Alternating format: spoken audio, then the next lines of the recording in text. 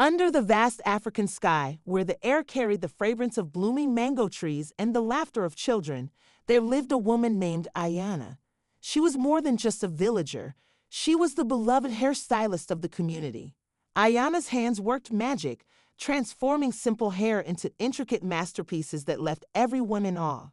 Ayana had a daughter, Zola, a girl whose spirit burned as brightly as the morning sun. Zola's laughter could lift the heaviest of hearts, and her kindness felt like a refreshing breeze on a sweltering day. From a young age, Zola loved watching her mother work. Ayana's nimble fingers moved with precision and grace, and Zola eagerly imitated her, creating simple yet beautiful braids cherished by the villagers. Though life wasn't easy, Ayana and Zola faced its challenges together.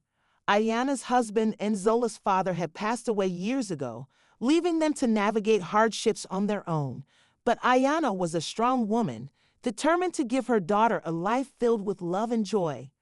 The villagers admired Ayana not only for her hairstyling skills, but also for her unwavering devotion to Zola. People often said, "Look at Ayana and Zola. What a beautiful bond they share. It's like the sun embracing the earth, warm and inseparable." Together, they wove more than hairstyles. They wove stories, laughter, and memories that became the soul of the village. As the years passed, Zola blossomed into a stunning young woman, her vibrant spirit mirroring the energy of the village. But with maturity came changes. The girl who once eagerly helped her mother began to drift away. Drawn by her own desires, Zola stopped assisting Ayana in the salon. Her words, once sweet and affectionate, grew sharp and distant. Ayana felt the change like a sudden chill on a warm day. She tried to reach out to Zola, reminding her of the love and respect that had always bound them. But Zola resisted, like a river carving its path, unwilling to yield. The closeness they had once shared began to unravel, leaving Ayana's heart heavy with worry. The village, once their refuge, now became a backdrop to their growing divide. Ayana's once unshakable spirit faltered, but she held on to hope, believing that their bond could be repaired. "Zola, my child, remember to be kind. Listen carefully and help those in need. It nourishes the soul," Ayana often said. But Zola turned away, sometimes responding harshly, deeply wounding her mother. One sunny day, under a sky as clear as the lake near their village, Zuberi arrived. Zuberi was Ayana's sister, living in a bustling city miles away, not too far, yet not close either. She had heard troubling stories about Zola and came to see for herself. When Zuberi arrived, Zola showed no respect. She neither bowed to greet her aunt nor offered her water. Zuberi was shocked and disappointed.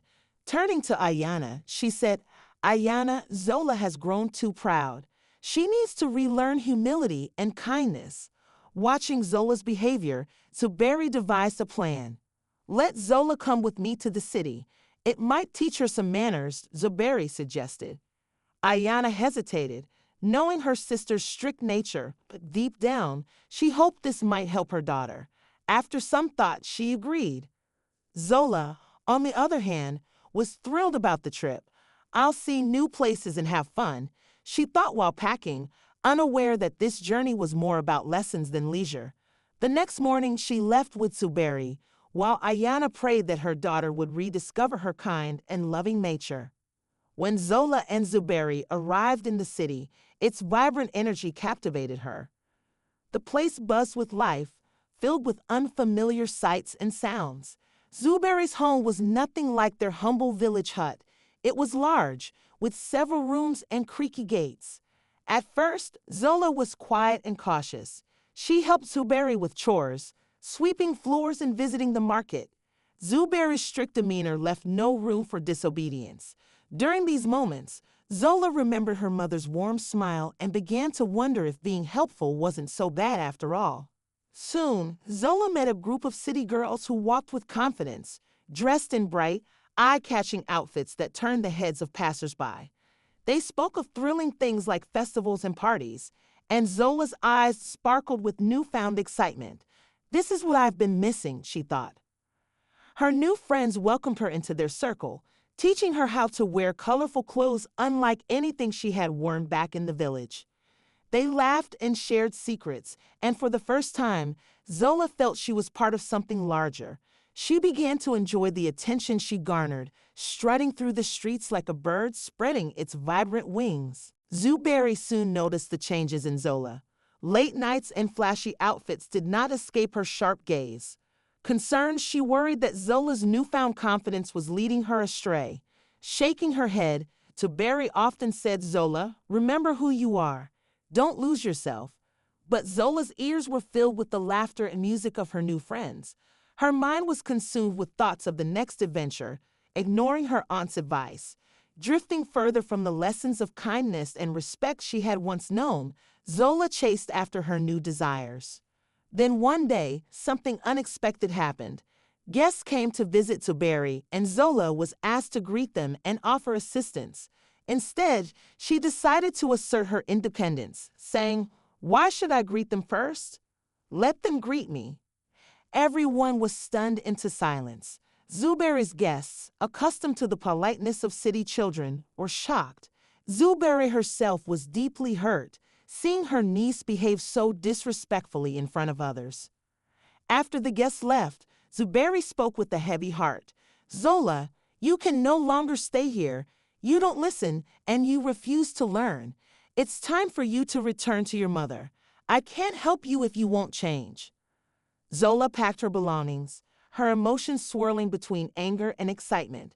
She was returning to the village, where she was used to being the center of attention. When Zola arrived back in the village after her time with Zuberry, she was a completely different person. She walked in like a strong and unexpected wind, wearing a short wrap around her hips and a top that barely covered her shoulders, revealing far more than the modest villagers were accustomed to seeing. Whispers rippled through the village like a breeze. "Is that Zola?" People asked, their voices tinged with disbelief. "She's changed so much." Zola walked with her chin held high, reveling in the stares and murmurs. To her, they felt like a crown, marking her as special and distinct from everyone else. When her mother, Ayana, saw her, her heart sank like a stone dropped into a deep well. Rushing to cover Zola with a long, modest wrap, she exclaimed, "Why are you dressed like this, my child?" But Zola shrugged off the wrap and replied, "This is how they dressed in the city." Elegant and poised, Ayana sat by the window that evening, her eyes clouded with worry. She knew the village wouldn't understand, and she feared what these changes meant for her daughter. That night, Ayana spoke to Zola, trying to bridge the growing chasm between them. "Zola, my dear, why have you changed so much? This style of dress. It's not our tradition," Ayana said gently. But Zola was firm. "Mom, I like it. It makes me feel good, and everyone looks at me," she replied, oblivious to the concern in her mother's eyes. Ayana stayed awake all night, her heart heavy with unease. She thought of the values of respect and dignity she had tried to instill in Zola, values now seemingly washed away like footprints on a sandy shore. Ayana worried about her daughter's future, how the village would see her, and the path she was choosing to follow. Day by day, Zola's love for attention grew like an uncontrollable flame. She basked in the stares and whispers of the village men, feeling like a queen in her tiny kingdom. What others thought, even her mother Ayana, mattered less and less. "I'm special. Everyone loves me," Zola thought to herself. But the love she perceived was an illusion, a shadow that disappeared with the setting sun. Ayana warned her, "Zola, this path is dangerous. Be careful." Yet Zola's ears were closed to her mother's words. She believed in the sweet words whispered under the moonlight, blind to the dangers hidden in those fleeting moments. It wasn't long before Zola began associating with wealthy men from the village in exchange for money. Her striking appearance and short attire drew attention, but for her mother, it only brought sorrow. Among the village women, rumors about Zola swirled endlessly. They spoke of her disobedience and the choices that seemed to be eroding her reputation. Zola's world turned upside down one morning when she felt unwell. Dizzy and weak, the truth soon became undeniable. She was pregnant. Fear gripped her heart. Who is the father? She wondered, frantically sifting through the faces of the men who had once adored her. She searched for answers, but one by one, doors closed in her face. The very men who had once pursued her now turned away, saying, "We want nothing to do with this." Her mother, Ayana, was devastated. "I warned you, but you didn't listen," she said, her voice heavy with disappointment. Guilt consumed Zola, and she locked herself in her room, crying. She realized her mistakes and began to regret her actions. Yet, deep down, she refused to believe that all was lost. Desperate for help, she sought out the men she had been involved with, hoping one of them would step forward to support her and the child. But when she knocked on their doors, she was met with rejection. The wealthy men told her they already had families and couldn't help. The younger, more charming men denied any responsibility. "Why should we marry someone like you?" they sneered. "What would you teach our child? To be a woman of low value, to dress improperly like you." Despairing, Zola even considered approaching the village drunkard, thinking he might at least agree to claim the child as his own.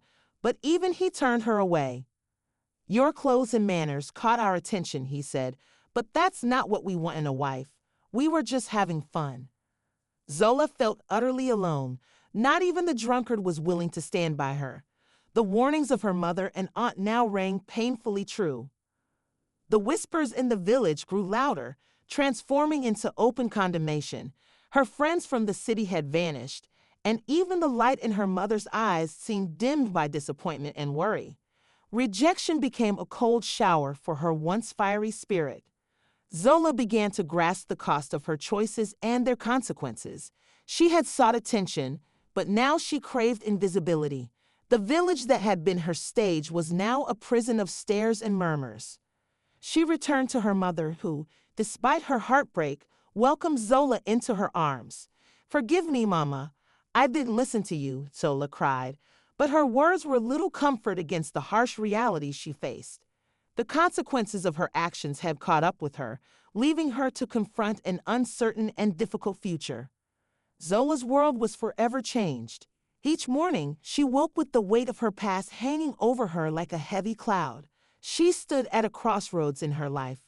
On one side, the village's judgment and scorn.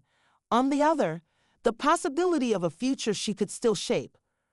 Looking into the mirror, she barely recognized the woman staring back. Her heart, once light and joyful, was now heavy with regret. Yet this realization also began to lift a burden from her shoulders. It was the first step toward change. She made a decision to leave the village. It wasn't an escape, but a quest to find herself, to learn, and to become the woman her mother had always believed she could be. Packing her belongings, Zola set out on her journey. Her heart was a blend of sorrow and hope. The farewell was quiet. Only Ayana stood at the roadside, waving as her daughter departed. Zola didn't know where the road would take her, but she carried with her the lessons of the past and the hope for a better tomorrow. She traveled far, to a place where no one knew her name or her story. There she began anew, working, studying, and reflecting on the person she wanted to become. Her story became a lesson for everyone in the village. Zola's name was whispered as a reminder that humility and respect are virtues, and that seeking attention through appearances can lead to heartbreak. A worthy man, they said, would never bind his life to someone whose image or actions brought shame. And so, this tale ends not with a goodbye, but with the promise of new beginnings. It's a reminder that it's never too late to rewrite your life.